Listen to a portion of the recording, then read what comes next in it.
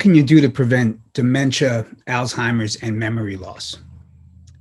So first of all, eating a plant-based diet, number one. We're now understanding that, you remember, the brain is just, it's inflammation in the brain, right? Over decades, it didn't happen once. It's not just like it happened overnight. No one's memory just goes out like this. It's just like, oh yeah, I'm getting, we're getting older. We're getting senior moments, we call it, right? Then a little bit more brain fog maybe. And then eventually we get this mild dementia, we can get Parkinson's, we can get some Alzheimer's diseases, but it's a progression over time where it just gets worse and worse. And then when we look at the scans, we look at beta amyloid, tau proteins, tangles, just different neurological aspects of dysfunction that are really triggered by inflammation. So getting an anti-inflammatory early on, the better. Like Boston, I mean, I keep on saying that over and over because it's one of the things, like, we have so much data, yet there's misunderstanding of what to take out there in potency, purity, safety, and efficacy. Lowering that inflammation. So blood sugar is important. So now we call something called type 3 diabetes. When the blood sugar is just slightly elevated. So someone's like A1C, their 3-month blood sugar average, hemoglobin A1C, it's just slightly elevated. So let's say above 5.4 to say 6.2. So they won't say like it's not terrible diabetes, you just got a blood sugar intolerance. Well, they let it slide. They let it slide. So like, oh, you're 50, you're 60, you're 70, you're 80. Okay, you're 80 years old. It should be that way. No, it shouldn't be. It should be normal. Normal is normal. And when I was a medical student, it was anything above 5.4 was considered a problem. And now it's like, they can let it slide over here, 6.2, 6.5, depending on the lab. As people get more diabetic, the labs also stretch. So the average, what we're calling the normal range, is also extended. So we know that high blood sugar, even if it's just a little bit elevated, triggers inflammatory responses in the brain over time.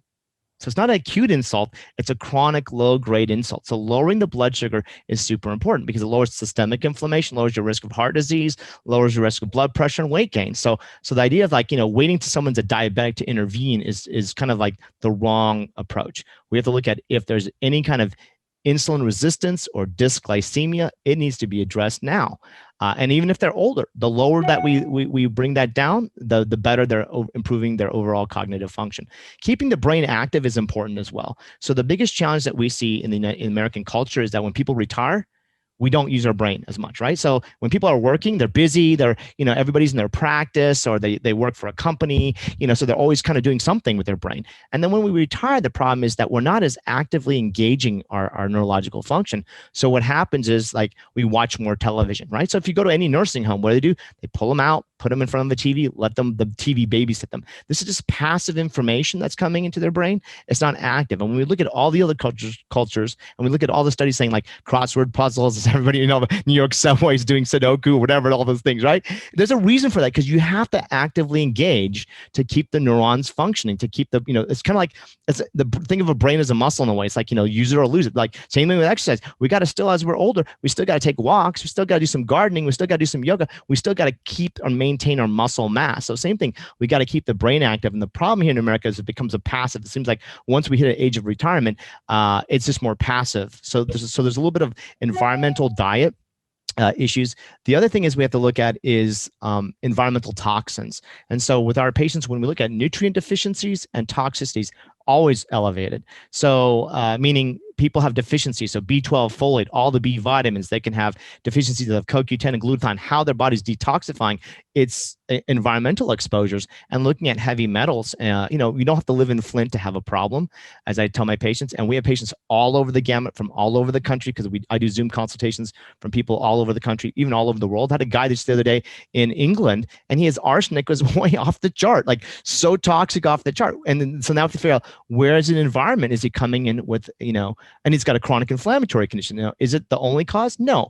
Is it a contributing cause for him not healing? Yes. And so we have to look at all these different things. And believe it or not, nobody's free of having exposure.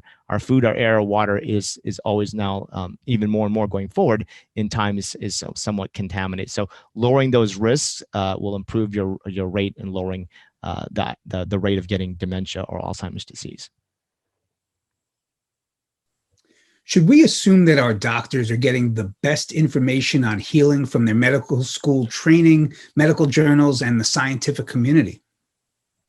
So I'm going to clarify that question. So the question should be, are they getting the best medical training? Because the word healing is basically I think it's biased. And it's biased on two ways: biased correctly and biased incorrectly. Doesn't mean that the medical schools and the journals and all the things you mentioned, the scientific communities and all are leading them astray. Just means that the concept of healing has not been incorporated in the conventional model in general.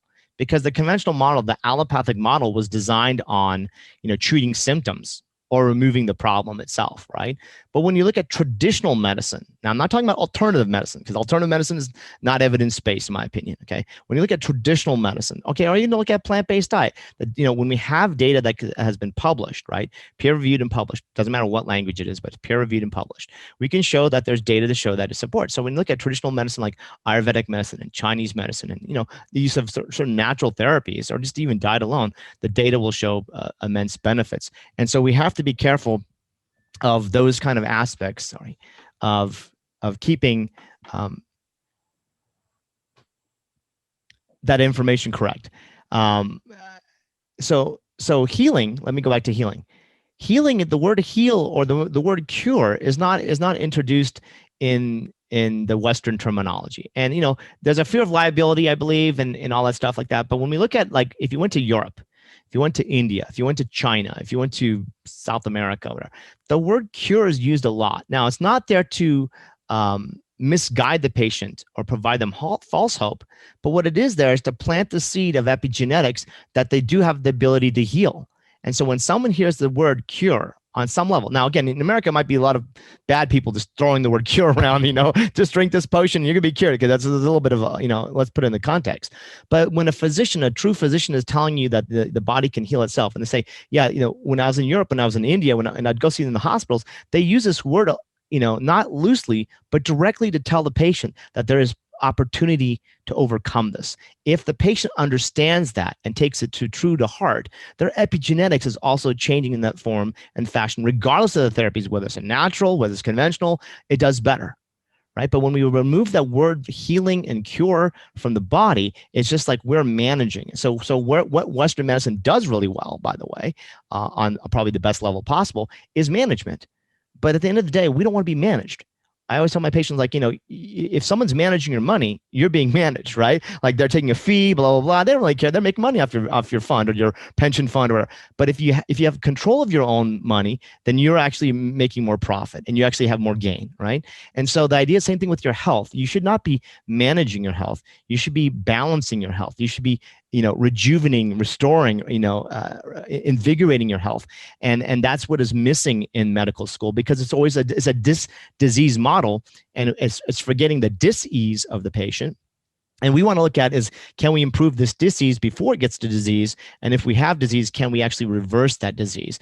But, in Western medicine, unfortunately, what they don't teach is reversal of disease, right? And what we're seeing now with the data with plant-based diets, for example, 80 to 82% of all diseases get better, right? Just on the diet. So if we were just to focus on that, but again, in medical school, that's just if someone has a nutrition class in medical school, but that doesn't mean that naturopaths and chiropractors and all these alternative providers have any better education in nutrition. In fact, they don't usually. And that's why they're also still pushing ketogenic and paleo diets and, misinformation of colon health. So there's a little bit of like, yeah, just because your doctor doesn't talk correctly about nutrition doesn't mean that the alternative providers have any credible education and understanding of actually true nutrition as well, right? So I always want to level that playing field, because just because someone might talk about diet and the other doctor doesn't mean that what they're talking about is correct, right? So that's because if it was, we'd see this huge population shift where certain people seeing certain type of providers were the healthiest of all.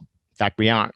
So it's now lifestyle medicine, or we look at plant-based diets, or we look at integrative people who are talking, who are evidence-based like me, we can actually start seeing that data showing huge immense changes. And that's why places like Kaiser Permanente, they have their whole recommendation now is plant-based, because they're looking at, well, God, the data's so strong. They had 400 doctors that were plant-based in their system. Now it's becoming like, you get a brochure, like you should be eating this way. The data says they will save millions of dollars alone by doing such. So definitely going to understanding health and healing is not in medical system, but that doesn't mean that they still need to learn how to treat symptoms. They still need how to do emergency medicine. We still have to have this basic training that we still do have. We still need to treat for test for drugs, and yes. I'm not anti-pharma.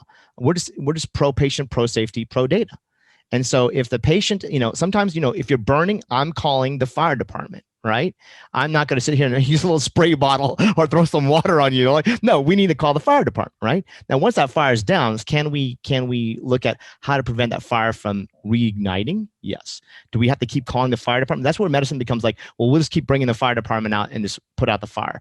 The drugs are important, and sometimes procedures are important to get the patient through that crisis. But from our perspective, it's like, can we avoid the crisis? Number one, yes. And number two is, can we then also prevent them from having the fire again? Absolutely. But I don't think I want to make it that, they're not training correctly.